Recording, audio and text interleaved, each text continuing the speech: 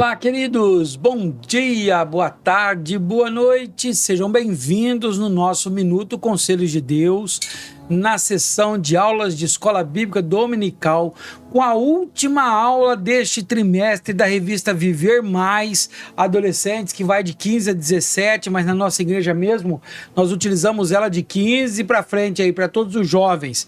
Não repare, essa última aula eu tô parecendo que tô com o nariz de palhaço, mas na verdade é uma espinha que apareceu hoje aqui, queridos. Olha como é que tá isso aí, que coisa feia. Mas diz que é adolescente, né? Então tá bom demais. Obrigado por você aqui comigo, tá bom? E com essa lição nós concluímos mais um ano. Concluímos o terceiro trimestre, o quarto trimestre, olha aí, já prestes ao Natal. Tô gravando no dia 23 de dezembro. Se tivesse aula nas escolas bíblicas dominical, seria aplicado dia 28. Então eu acredito que não vai ter, pelo menos na minha região aqui não vai ter. E infelizmente nós perderemos, ou seja, a igreja perderá a última aula, que é a conclusão da revista inteira. Entenda, nós fizemos todas as aulas da revista Conhecendo Mais de Deus. Estudamos sobre o poder de Deus. Desculpe, querido.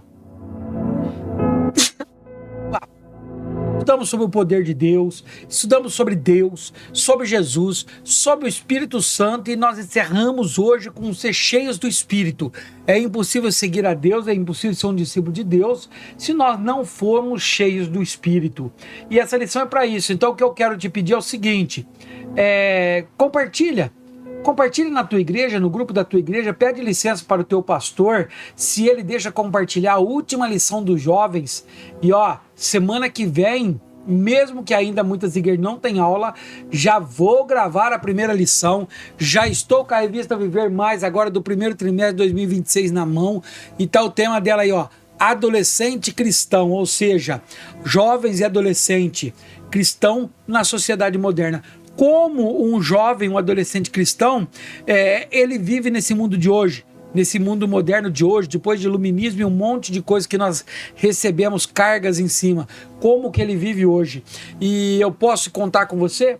Eu preciso que você esteja comigo. Agora, você que é professor, professora, se é um jovem que ama a escola bíblica, que quer um pouco mais de estudo, procura aí no meu canal, tem um vídeo da revista Betel Adulto, queridos, deixa eu até pegar ela aqui só para vocês verem, que foi um tema maravilhoso esse trimestre aqui, que é onde estava falando sobre os personagens bíblicos virtuosos e marcantes, e a última lição é tremenda, está falando sobre o apóstolo Paulo. Quem não gosta do apóstolo Paulo, né? Então eu quero convidar você, dê uma procurada lá. Se você assistiu essa e vai assistir do apóstolo Paulo também, coloca lá no comentário, fala, olha, eu já assisto a revista Viver Mais lá dos jovens e adolescentes, só para mim saber. Lembrando que esse ano ainda foi um pouco triste, porque eu parei de gravar a revista dos jovens, porque não estava tendo gente, não estava tendo comentário, não estava tendo quase nada, e que ele sinceramente leva tempo. Eu preciso estudar ela antes, eu preciso preparar essa aula antes, mesmo que ela é lida versículo por versículo, eu tenho que aprofundar um pouco para não passar vergonha. Como eu sempre digo, não existe professor ruim, existe professor que não se compromete, professor que não é comprometido, mas ruim não tem. Todos os professores são bons, e se ele se compromete, aí sim ele faz a diferença. Vamos orar para iniciar nossa última aula?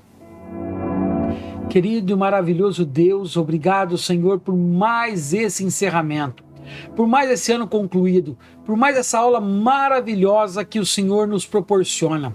Espírito Santo, nos ensine, dê sabedoria que vem do alto. Ajude-nos, Senhor Deus meu, a entender cada dia mais. Estamos entrando, Senhor, em tempos difíceis, ó Pai, aonde ventos de outras doutrinas estão tirando os verdadeiros adoradores, aonde, Senhor, a palavra está sendo pregada, não a palavra da verdade, mas a palavra do ego, da vaidade. Ajude-nos, Senhor, a fazer diferença. Dá-nos espírito de coragem e batismo com o Espírito Santo. É o que eu te peço, papai, em nome de Jesus. Amém e amém. Vamos lá então comigo, queridos, a nossa última aula da revista Viver Mais, de 15 a 17 anos, adolescentes, com o tema Conhecendo Mais a Deus. Nós já vimos todos esses tópicos aí e vamos entrar agora no último tópico dessa lição, concluindo com êxito todas as lições, sem nenhuma ter ficado de fora. Vem comigo? Vamos lá.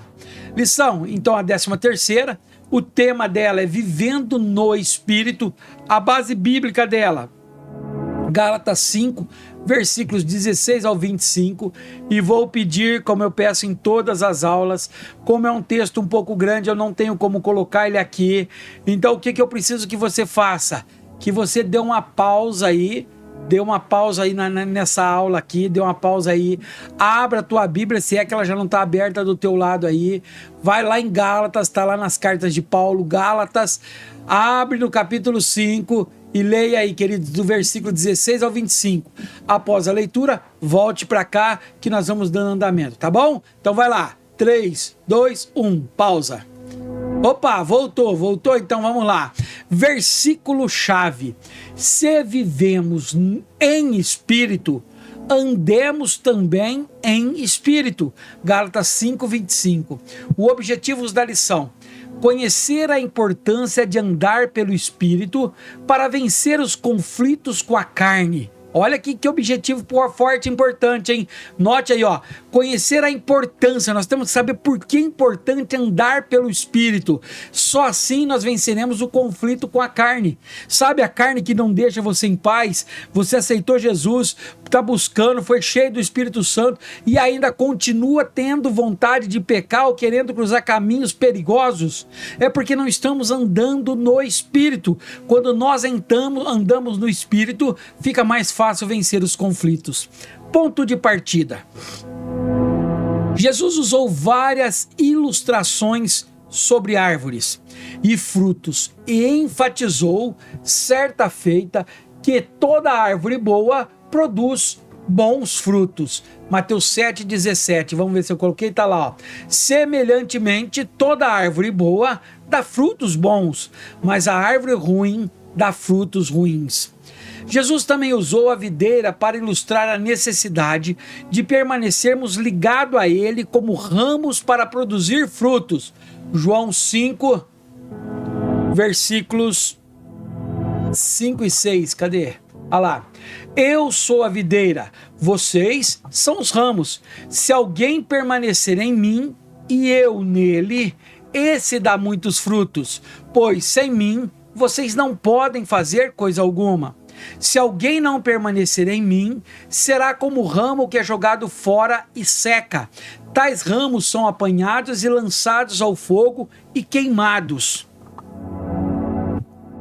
Seguindo esta mesma linha de raciocínio, o apóstolo Paulo afirmou que, após o novo nascimento, o Espírito Santo começa a gerar no crente o seu fruto.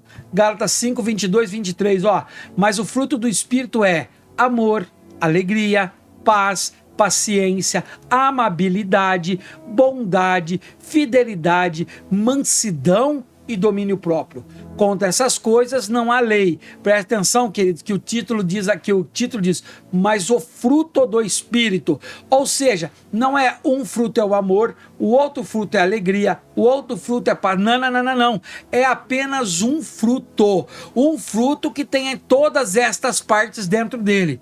Eu costumo dizer que, para você ter uma noção verdadeira de como é o fruto do Espírito, é você descascar uma mexerica, chama na minha terra, tangerina em algumas terras, em outras chama morgote, né? Mas o que? É aquela que você descasca e ela tem gomos. Ou seja, é uma fruta com vários gomos. O fruto do Espírito é isso, queridos.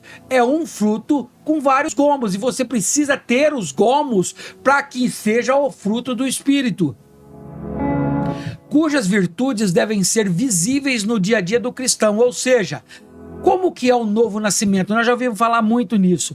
Novo nascimento, queridos, não é quando você batiza, mas é quando realmente você levanta a mão e diz: eu aceito o Senhor Jesus como único e salvador da minha vida, suficiente. Não preciso de mais nada, não preciso de intercessores, não preciso de santo que me ajude a chegar a Jesus. Ele é o único perfeito. Quando eu faço isso, eu faço um novo nascimento na minha vida. Depois sim, eu vou precisar do batismo nas águas para selar isso, para selar essa marca. Mas a partir do momento que eu ergo a minha mão e aceito Jesus, o seu corpo se torna templo do Espírito Santo. Você já tem o Espírito Santo dentro de você. Os frutos do Espírito são frutos que ele começa a produzir se você deixar. Se você permanecer nele, porque é como a videira, os frutos dos ramos que não está ligado em Jesus é cortado e lançado fora, você não vai ter fruto nenhum, mas aquele que é no Jesus dará muitos frutos, e o fruto do Espírito é conhecido no dia a dia, visivelmente. No texto de hoje, Paulo apresenta as obras da carne e as contrasta com o fruto do Espírito, enfatizando o conflito entre essas duas naturezas que existem no interior do cristão e a necessidade de nos esforçarmos para viver de acordo com o Espírito. Então esse foi o nosso ponto de partida. Vamos logo para a nossa lição. Eu sei que tem pessoas que ainda estão assistindo antes do Natal, que estão ansiosas para ver o que Deus vai falar com você. Então abra o teu coração. Introdução. Desde que o pecado entrou no mundo, o homem nunca mais foi o mesmo. A natureza pecaminosa foi reproduzida em todos os seres humanos. Por isso, Deus implementou o plano de salvação. Ou seja, vamos lá, vamos começar a trabalhar. Quando Deus criou Adão e Eva, eles eram santos. O que era santos? Separado do pecado. Eles não conheciam o pecado, mas Deus vai e dá uma ordem para eles, fala assim: olha, vocês podem comer de tudo que existe aqui no paraíso, foi feito para vocês, mas daquela árvore lá, somente aquela árvore do bem e do mal, vocês não comam, porque se caso vocês comerem, vocês vão morrer. Vocês vão conhecer o mal, então dela não come. Queridos, é lógico que Deus sabia que Adão e Eva pecariam, mas ele queria muito entender, esperar a obediência. Muitas vezes, queridos, você está crucificando Jesus de novo quando você não obedece, quando você deixa de lado, quando você continua pecando mesmo quando Deus te escolheu, te separou. Cuidado com isso. Quando nós aceitamos o Senhor Salvador, Deus cancela a nossa dívida, os nossos pecados. Ele dá uma vida nova, por isso toda a criatura é nova. Tudo aquilo se fez novo, o mal ficou para trás. Quando aceitamos Jesus como Salvador, recebemos o Espírito Santo para completar a obra de Deus em nós, através do processo da santificação. Ou seja, não é que a partir daquele momento você nunca mais vai pecar. Queridos, não existe. E vou te dar um argumento e muitos católicos podem me questionar. Não existe santo que foi canonificado por não cometer nenhum tipo de pecado. Se acredite nisso, se você acredita que o santo ele não tem pecado, ele não pecou, você está fazendo Jesus de mentiroso. Isso mesmo, não é heresia. 1 João, primeira carta de João, capítulo 1, versículos ali, você vai ler 7, 8 e 9. Você está sendo mentiroso se você diz que não tem cometido pecado. Por isso todos pecam. A santificação é a separação do homem do pecado. É aquele que vive o tempo todo se separando do pecado, escolhendo não pecar. Por isso que sem santificação ninguém verá Deus. Sem separação do pecado ninguém verá Deus.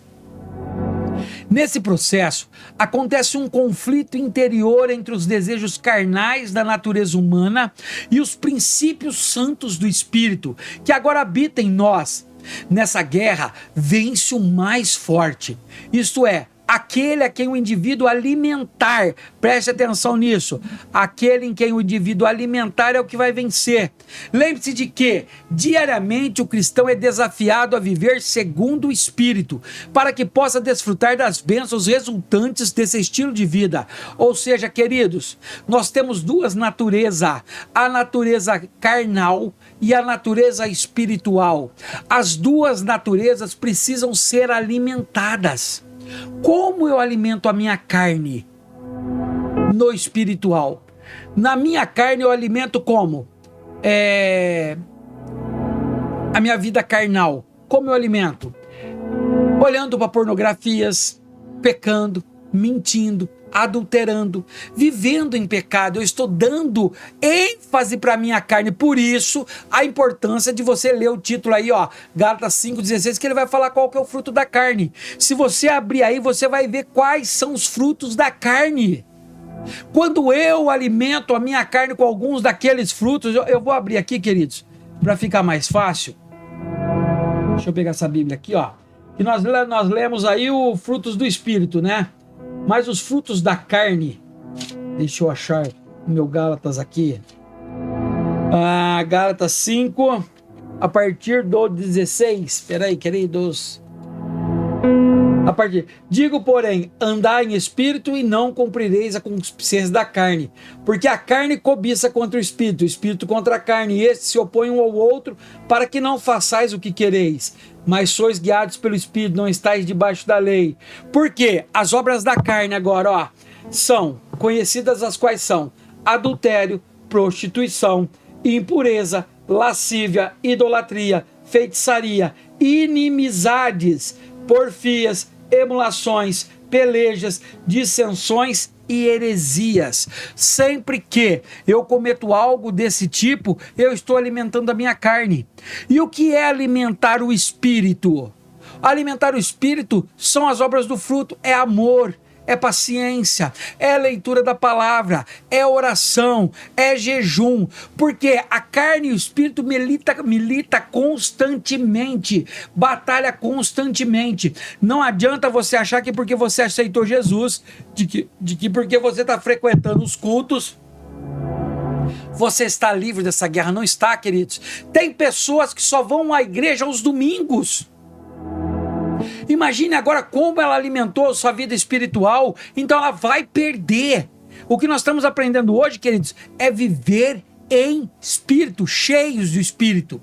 Tópico primeiro, conectados à videira. Quando vivemos muito próximos de alguém que admiramos, sem perceber, acabamos assimilando o jeito de ser daquela pessoa. Viu aqueles casais que estão casados há 50 anos? Quando você conversa tanto com um como com o outro, parece que você está conversando com a mesma pessoa. Por isso que Paulo alerta, as más conversações, ou seja, as amizades más, corrompem os bons costumes. Isso aconteceu com Pedro e João, que ao serem questionados no Sinédrio, foram identificados por todos os presentes como aqueles que andavam com Jesus. Atos 4:13, a parte B. Vendo a coragem de Pedro e de João e percebendo que eram homens comuns e sem instrução, ficaram admirados e reconheceram que eles haviam estado com Jesus. Ou seja, quando você lê muita palavra, quando você ora muito, quando você jejua muito, você está andando o tempo todo com Jesus. A tua característica, a tua aparência será como a de Jesus. Antes de deixar os seus discípulos, tem um pedacinho antes, havia, deixa eu pegar aqui pra gente achar onde que tá aqui, que eu já nem sei, havia traços em comum entre os discípulos e o mestre, a ousadia, a sabedoria, que demonstraram possuir. Antes de deixar os seus discípulos, Jesus lhes falou sobre a necessidade de frutificação, ou seja, de reproduzir as mesmas virtudes do mestre. João 15, versículo do 1 ao 16. Eu não coloquei porque é grande, mas é necessário que você faça essa leitura. Jesus usou a analogia da videira e dos seus ramos, tão ligados entre si que compartilham a mesma seiva, e isso os torna frutíferos. No momento em que a seiva da videira não é mais compartilhada, o ramo seca e se torna inútil. Mas como permanecer ligados em Jesus se ele não está fisicamente entre nós? Olha que pergunta interessante, hein? Olha que coisa interessante para você, adolescentes e jovens. Você pode perguntar assim para mim, tá? Eu tenho que estar ligado em Jesus, conectado com Jesus. Mas como se ele não habita mais entre nós fisicamente? Como que eu faço isso? Eu preciso entender para que eu me ligue com Jesus e para que a seiva de Jesus transfere para mim e não seja cortada e eu morra. Então lá, por meio do Consolador e do seu fruto. Por meio de quem? do Espírito Santo. É o Espírito Santo que faz essa ligação entre nós e Jesus e o Pai. É Ele que é o Consolador, o ajudador, o intermediador. Ele diz que Ele intercede por nós com gemidos inexprimíveis. Olha o título, João 15:26. Quando vier o conselheiro, que eu enviarei a vocês da parte do Pai, o Espírito da verdade, que é o Espírito Santo, que provém do Pai, ele testemunhará ao meu respeito. Quando escolhemos nos conectar ao Espírito Santo, as virtudes de Jesus são produzidas em nós, fazendo-nos semelhantes a Cristo. Portanto, estar cheio do Espírito Santo, olha só, preste atenção, o que é estar cheio do Espírito Santo? É o mesmo que estar cheio de Jesus, evidenciando as virtudes que o apóstolo Paulo chama de fruto do Espírito. Ou seja, se eu estou conectado em Jesus, ligado na videira verdadeira, recebendo seiva do pé da videira que é Jesus, amor, alegria, paz, paciência, amabilidade, bondade, fidelidade, mansidão e domínio próprio são visíveis na minha vida. Se por um acaso você não tem amor, você não se preocupa com o teu próximo, você não preocupa com o necessitado, com o desamparado, com o mendigo, você não se preocupa, você não tem amor. Então significa que ainda você não está conectado com Jesus e a chance de você morrer é muito grande. Se você não é uma pessoa alegre, mesmo na tribulação, se você não tem paz, se você não é manso, se você não é amável, se você não é bom, se você não é fiel a Deus, se você não tem domínio próprio, significa que ainda falta se conectar com Jesus através do Espírito Santo. Essas virtudes são resultado de uma vida conectada com a videira, o que faz com que as pessoas que são a morada do Espírito andem e vivam em plena comunhão com Cristo. Olha o comentário. Explique que Jesus usou a videira como exemplo porque ela é bastante fecunda. Um único ramo produz muitas uvas. Estar ligado na videira verdadeira, portanto, é a condição para o cristão produzir bons frutos. Se você não está conectado com Jesus, ligado na videira verdadeira, vai ser difícil você dar bons frutos, e frutos em abundância. Entendido o tópico 1, queridos? Conectados na videira, ligados em Jesus Cristo, na seiva do Senhor. Para quem é agricultor é mais fácil até de entender, porque é como se você fizesse uma enxertia. Você pegar uma árvore vida e você vem e se conecta dentro dela, faz um corte e entra nela. Você está fecundado por ela. A seiva dela passa nessa junção e você começa a produzir os frutos da onde você foi conectado. Usa-se muito pé de limão cravo, aquele limãozão mais grandão, mais feinho lá, para ser cavalo, enxertia de outras espécies. De uma laranja, você corta o caule dele, coloca esse galho dessa nova fruta nele, lacra, a seiva vai passar, ele vai dar manutenção para a vida e os frutos serão bons. Entendido? Então o tópico 1, se entendeu, me ajuda. Tem poucas pessoas agora assistindo no fim do ano, eu preciso de você. Manda para a tua igreja. Tópico 2, morrer para viver. Há uma guerra em nosso interior quanto a fazer o que nos agrada momentaneamente e fazer o que agrada a Deus eternamente. Ou seja, nosso corpo, queridos, ele tende a fazer as coisas erradas.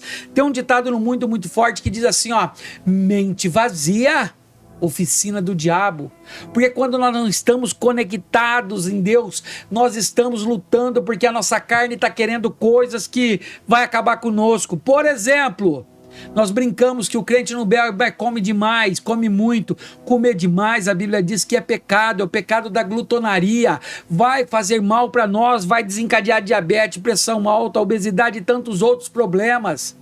Quando bebedice é beber, por exemplo, Coca-Cola demais. Então nós precisamos entender, queridos, que a carne vai querer o que o Espírito está dizendo não.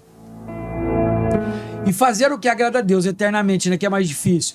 Constantemente somos tentados e lutamos contra os desejos da carne, que tende ao pecado. Embora possa ser influenciado a fazer o mal, nada pode vencer alguém que está verdadeiramente determinado a viver conectado com a videira, a viver de acordo com o Espírito. Queridos, quando você está conectado com a videira, quando você está cheio do Espírito, quando você está com o Senhor de verdade, você não peca. Você pode até tentar, mas você não vai conseguir. Essa é a importância de estar conectado, é de morrer para o mundo e nascer para Cristo. Para que, deixa eu ver, vamos lá. Embora possa ser influenciado a fazer o mal, nada pode vencer alguém que está verdadeiramente determinado a viver conectado com a videira, a viver de acordo com o Espírito. Para que uma semente germine, é necessário que ela morra. Da mesma forma, a vida cristã é marcada pela morte do velho homem. Os que são de Cristo crucificaram a carne com as suas paixões e com a concupiscência. Gálatas 5:24. Aquele que levantou a mão aceitou Jesus e verdadeiramente deixou o Espírito habitar nele, está procurando se encher dele. Eles são crucificados, a carne não tem mais poder. É impossível haver desenvolvimento na vida cristã sem que sacrifique o próprio eu, ou seja, sem que se renuncie ao mundo e às suas concupiscências. As virtudes de Cristo não frutificam em quem ainda se apega aos valores e padrões do mundo. Nessa frase, nesse final aqui, dá para ver tantas pessoas na igreja que ainda não está conectado com Deus, que ainda está correndo o risco de perder a sua salvação, o seu lugar no céu. Por quê, queridos? Eles ainda andam ambiciosos, orgulhosos, vaidosos, mentirosos. Quando nós nos conectamos com Deus, o que é ruim é tirado fora e o fruto do Espírito começa a dar os seus gomos, formando um grande fruto. As virtudes de Cristo não frutificam em quem se apega aos valores e padrões do mundo. E entenda isso, que é muito importante. Quais são as virtudes? O fruto do Espírito, ele não vai frutificar em você se você continua vivendo os padrões do mundo. Se você continua na onda, na manada do mundo, fazendo o que o mundo acha bonito. Às vezes estão zombando de você porque você é virgem, você é um menino virgem, uma menina virgem. Estão tentando fazer você entrar nos padrões do mundo, mas lembre-se, se você cair nos padrões do mundo, em pecado, você não vai ter frutificação do fruto do Espírito. A vida vai ser mais árdua, mais difícil. Na verdade, aceitar a salvação em Cristo Jesus não nos deixa livres da nossa carnalidade. E o pecado constante bate à nossa porta. Lembra texto de Gênesis 4:2, se não me falha a memória? Quando Caim está prestes a matar o seu irmão, a pecar, Deus chega para ele e fala: ei, Caim, por que você está assim?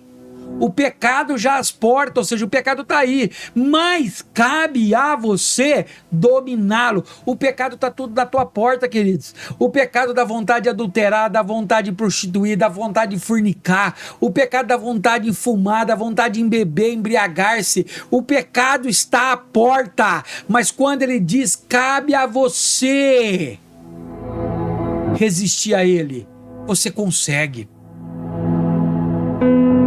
Daí o conflito entre a carne e o espírito, entre as duas naturezas do homem. É necessário que diariamente o cristão submeta suas tendências pecaminosas ao controle de Deus para crucificá-las. Gálatas 6,14.